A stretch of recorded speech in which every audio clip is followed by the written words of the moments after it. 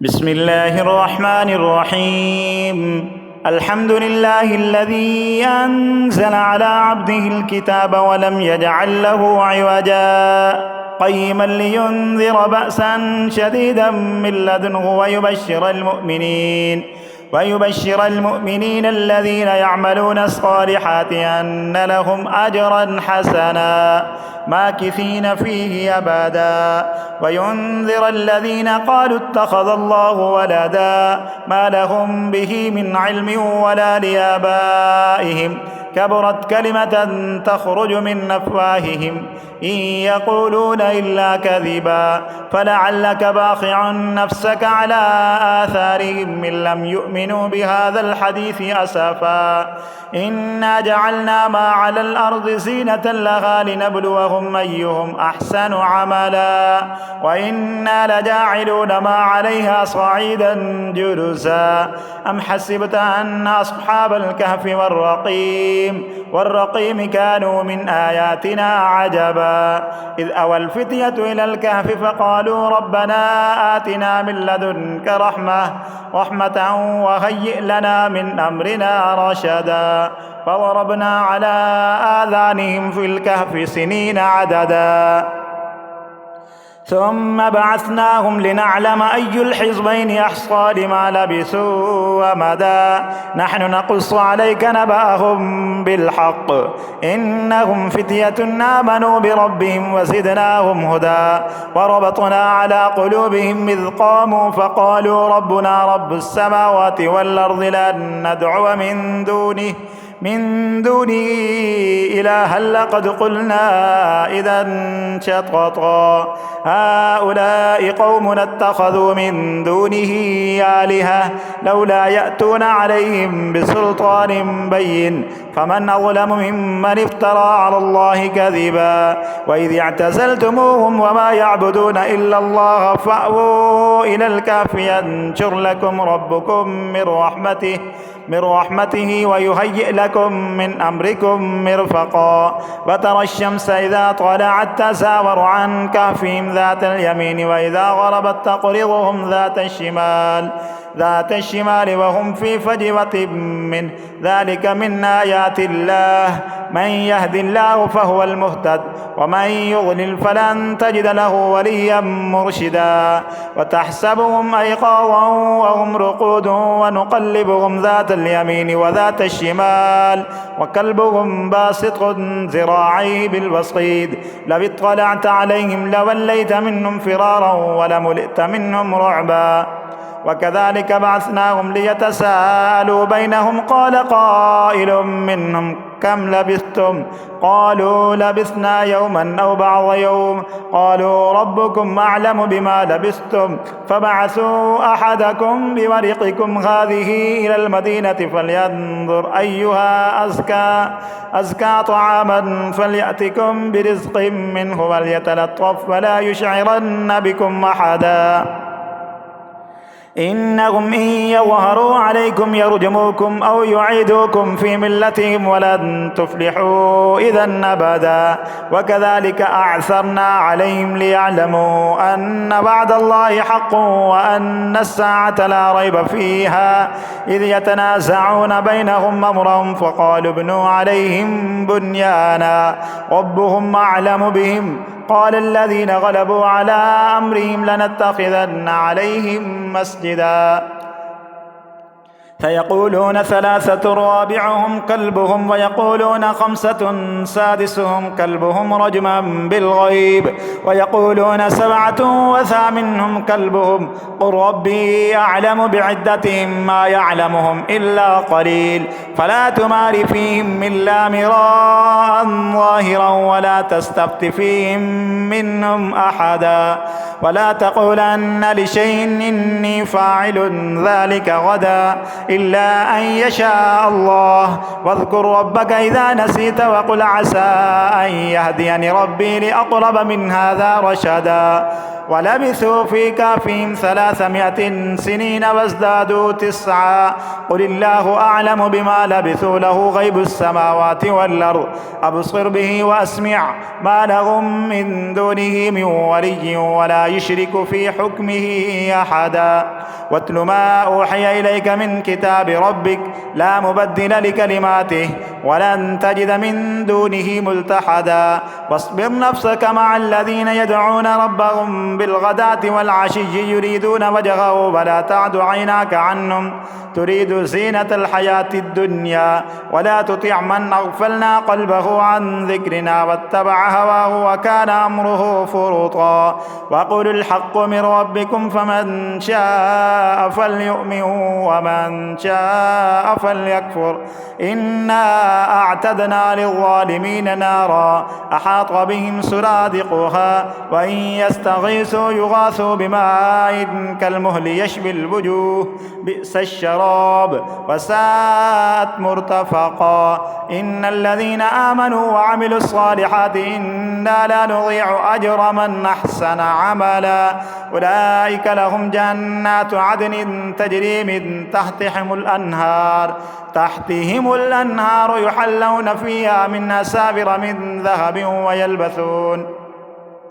من ذهب ويلبسون ثيابا خضرا من سندس واستبرق متكئين فيها على الأرائك نعم الثواب وحسنت مرتفقا وضرب لهم مثلا الرجلين جعلنا لأحدهما جنتين من أعناب وحففناهما بنخل وجعلنا بينهما زرعا كلتا الجنتين آتت أكلها ولم تظلم منه شيئا وفجرنا خلالهما نهرا وكان له ثمر فقال لصاحبه وهو يحاوره أنا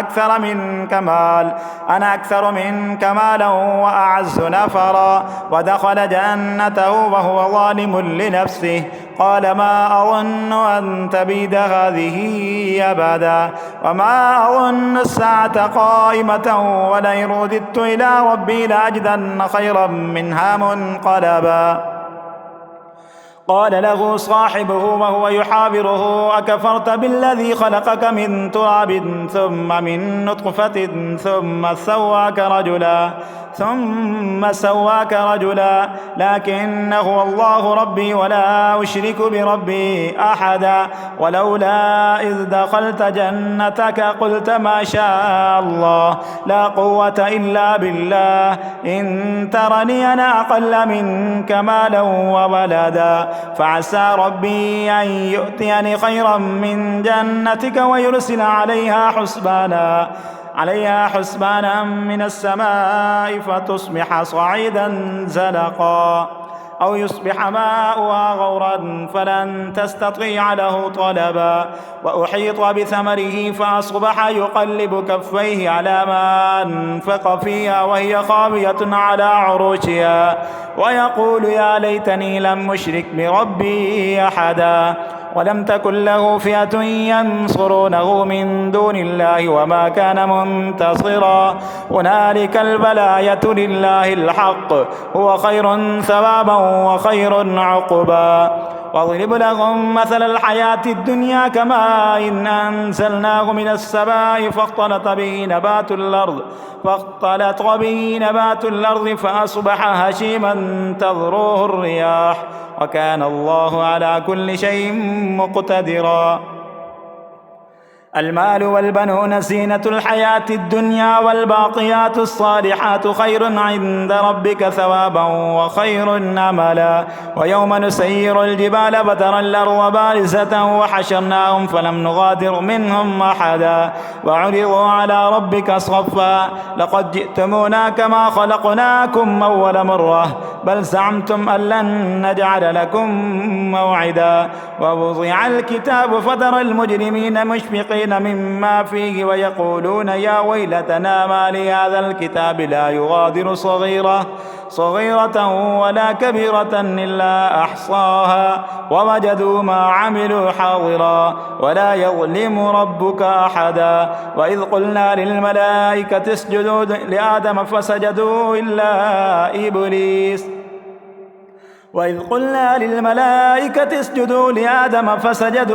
إلا إبليس كان من الجن ففسق عن أمر ربه أفتتخذونه وذريته أولياء من دوني وهم لكم عدو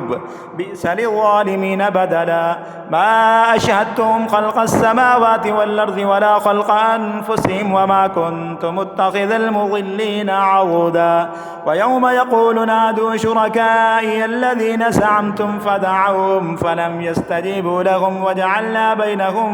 موبقا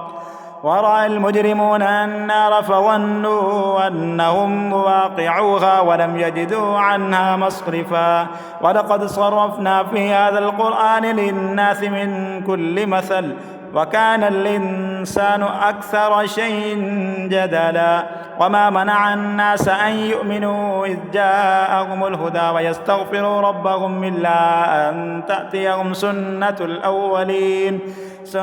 الأولين أو يأتيهم العذاب قبلا وما نرسل المرسلين إلا مبشرين ومنذرين ويجادل الذين كفروا بالباطل ليدحضوا به الحق واتخذوا آياتي وما أنذروا هزوا ومن أظلم ممن ذكر بآيات ربه فأعرض عنها ونسي ما قدمت يداه إنا جعلنا على قلوبهم أكنة أن يفقهوا وفي آذانهم وقرا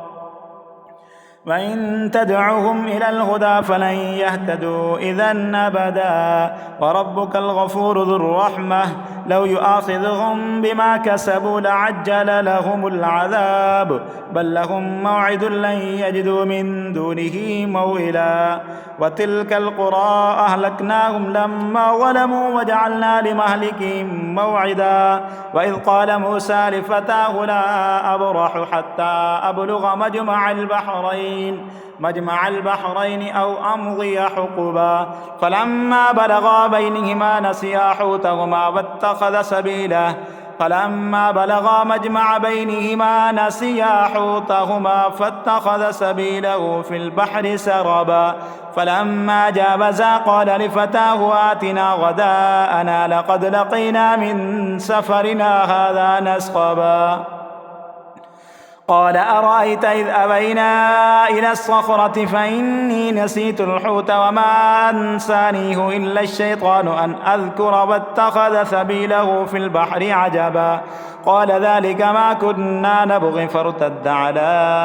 آثارهما قصصا فوجدا عبدا من عبادنا آتيناه رحمة من عندنا وعلمناه من لدنا علما قال له موسى هل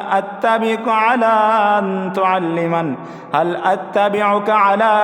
أن تعلمني مما علمت رشدا قال إنك لن تستطيع معي صبرا وكيف تصبر على ما لم تحط به خبرا قال ستجدني إن شاء الله صابرا ولا أعصي لك أمرا قال فإن اتبعتني فلا تسألني عن شيء حتى أحدث لك منه ذكرا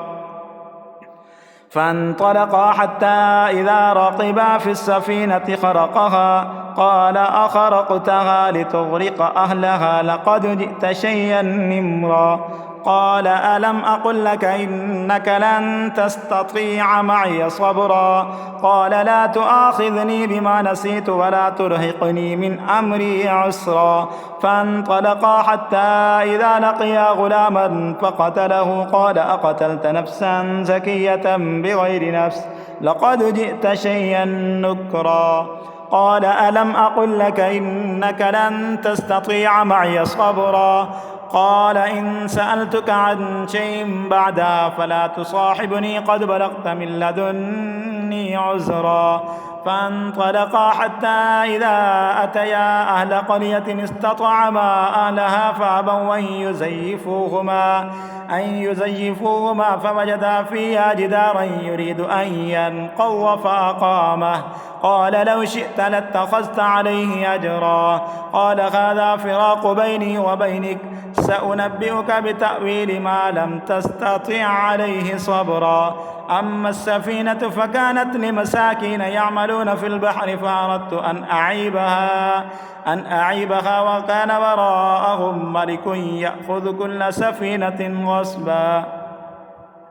وأما الغلام فكان أبواه مؤمنين فخشينا أن يرهقهما طغيانا وكفرا فأردنا أن يبدلهما ربهما خيرا منه زكاة وأقرب رحما. وأما الجدار فكان لغلامين يتيمين في المدينة وكان تحته كنز لهما وكان أبوهما صالحا فأراد ربك أن يبلغا أشدهما ويستخرجا كنزهما رحمة من ربك وما فعلته عن أمري ذلك تأويل ما لم تستطع عليه صبرا. ويسألونك عن ذي القرنين قل سأتلو عليكم منه ذكرا إنا مكنا له في الأرض وآتيناه من كل شيء سببا فأتبع سببا حتى إذا بلغ مغرب الشمس وجدها تغرب في عين حمئة ووجد عندها قوما قلنا يا ذا القرنين إما أن تعذب وإما أن تتخذ فيهم حسنا قال أما من ظلم فسوف نعذبه ثم يرد إلى ربه فيعذبه عذابا نكرا. وأما من آمن وعمل صالحا فله جزاء الحسنى وسنقول له من أمرنا يسرا ثم أتبع سببا حتى إذا بلغ مطلع الشمس وجدها تطلع على قوم لم نجعل لهم من دونها سترا كذلك وقد أحطنا بما لديه خبرا ثم أتبع سببا حتى إذا بلغ بين السدين وجد من دونهما قوما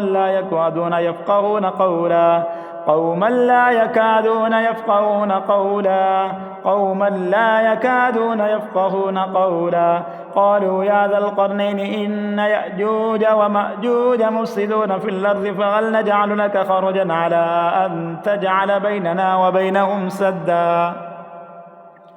قال ما مكنني فيه ربي خير فأعينوني بقوة أجعل بينكم وبينهم ردما آتوني زبر الحديد حتى إذا ساوى بين الصدفين قال انفخوا حتى